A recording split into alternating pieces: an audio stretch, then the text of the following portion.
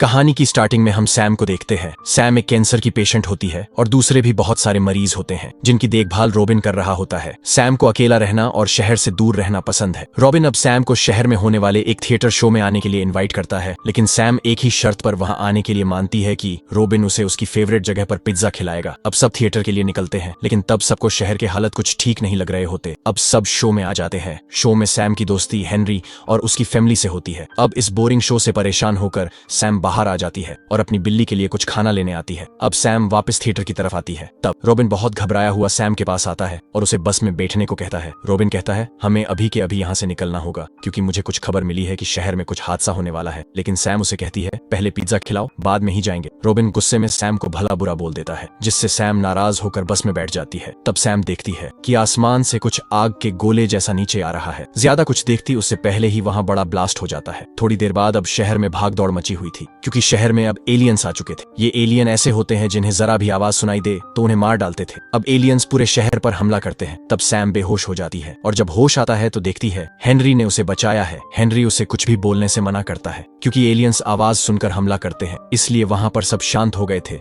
तब उन्हें हेलीकॉप्टर की आवाज सुनाई देती है कि आप जहां हैं वहां खामोशी बनाए रखें क्योंकि एलियन सिर्फ आवाज सुनकर ही हमला कर सकते हैं। उनकी आंखें नहीं है, इसलिए सभी लोग आवाज न करें। अब वहां पर सैम को रॉबिन दिखता है, जिससे सैम बहुत खुश होती है और उसे गले लगा लेती है। तभी सैम की बिल्ली उसके हाथ से भाग जाती है, जिससे सैम और रॉबिन उनके पीछे चले जाते हैं। अब दोनों को डर होता है कि बिल्ली कुछ आवाज न कर दे, लेकिन जिसका डर था वही हुआ। बिल्ली आवाज कर देती है और एलियंस अंदर आ जाते हैं। तब सैम और रॉबिन एक जगह ही रुक जाते हैं। तब वहां से एक हेलीकॉप्टर गुजर रहा होता है, जिसकी आवाज सुनकर एलियंस उसके पीछे चले जाते हैं। अब सब लोग शहर से बाहर जाने की प्लानिंग बना रहे होते हैं क्योंकि एलियंस सिर्फ इसी शहर में आए थे। तब गवर्नमेंट एक फैसला लेती है कि आज की रात कोई बाहर ना निकले क्योंकि गवर्नमेंट शहर के सारे ब्रिज तोड़ने वाली है ताकि कोई रास्ता ना बचे एलियंस के लिए और इस शहर से किसी और शहर में ना जा सके। अब गवर्नमेंट आधी रात को सारे ब्रिज पर बम गिराकर तबाह कर देती है। ये सारा नजारा सैम और सभी लोग देखते हैं। तभी वहां पर एक आदमी पैनिक हो जाता है और जोर जोर से बोलने लगता है कि सब मरने वाले हैं और बहुत आवाज करने लगता है, जिससे हेनरी उनके मुंह पर हाथ रख देता है और वो आदमी मर जाता है। हेनरी ये देखकर घबरा जाता है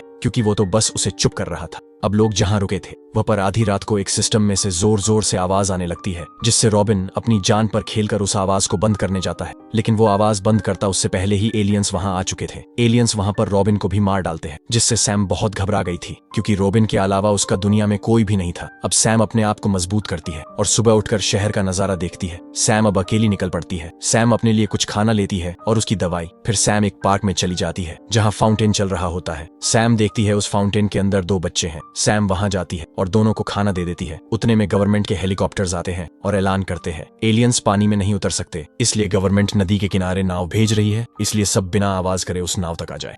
अब गवर्नमेंट के हेलीकॉप्टर आते हैं ताकि हेलीकॉप्टर की आवाज से सब एलियन उनकी तरफ आ जाए और सभी लोग नाव तक आ सके। अब हजारों की तादाद में लोग बचे थे। सैम दोनों बच्चों को लोगों के साथ भेज देती है क्योंकि सैम इसी शहर में मरना चाहती थी क्योंकि उसे लगता था कि वो कैंसर की पेशेंट है, आज नहीं तो कल मुझे मर ही जाना है। अब सब भीड़ से सैम उल्टी जाने लगती है। अब हजारों की तादाद में लोग चल रहे थे। ऐसे कैसे हो सकता था कि आवाज ना हो? लोगों के चलने की आवाज सुनकर एलियंस आ जाते हैं और सबको मारने लगते हैं।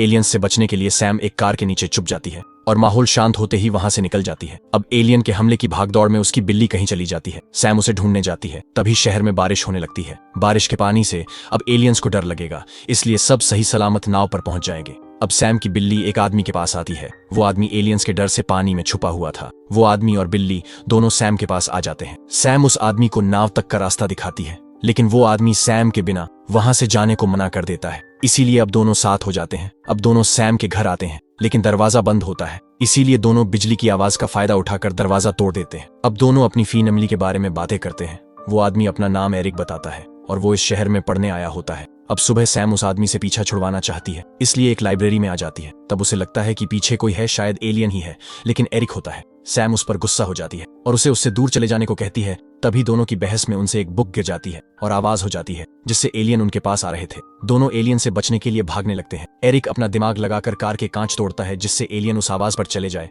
दोनों अब बचकर एक रेलवे स्टेशन पे आ जाते हैं। वहां पहले से एक एलियन होता है और ट्रैक पर पानी भरा हुआ था। अब दोनों कहीं नहीं जा सकते, पीछे भी एलियन और आगे भी, इसलिए सैम कहती है रिस्क तो लेना पड़ेगा। हम पानी के रास्ते से निकल जाते हैं। दोनों पानी के अंदर से जा रहे होते हैं, लेकिन तभी दोनों बात करने रुकते हैं। तब एलियन को आवाज आ जाती है और उनके पीछे पड़ जाता है, लेकिन एलियन पानी में तैर नहीं सकते थे, इसलिए वो एलियन पानी में गिरकर मर गया था। अब दोनों बाहर आते हैं और दोनों की हालत ठीक नहीं थी। अब दोनों एक जगह रुकते हैं। अब सैम की हालत इतनी खराब हो चुकी थी कि वो चल भी नहीं सकती थी। इसीलिए एरिक उसके लिए दवाई लेने जाता है। एरिक दवाई लेकर आ जाता है और सैम को देता है। उसके बाद सैम की हालत धीरे धीरे ठीक होती है। अब सैम एरिक को बताती है कि मैं सिर्फ यहाँ पिज्जा खाने के लिए रुकी हूँ और मैं एक कैंसर की मरीज हूँ। आज नहीं तो कल मर ही जाऊंगी, इसीलिए मैं अपनी मौत एंजॉय करते हुए मरना चाहती हूँ। एरिक और सैम दोनों पिज्जा की शॉप ढूंढने निकल पड़ते हैं। आखिरकार एक पिज्जा शॉप मिल ही जाती है, लेकिन वो शॉप पूरी तरह बर्बाद हो चुकी थी। एरिक सैम को बैठने को कहता है और अंदर जाके देखता है। तब उसे एक पिज्जा मिल ही जाता है। पिज्जा खाने के बाद अब सैम को लगता है कि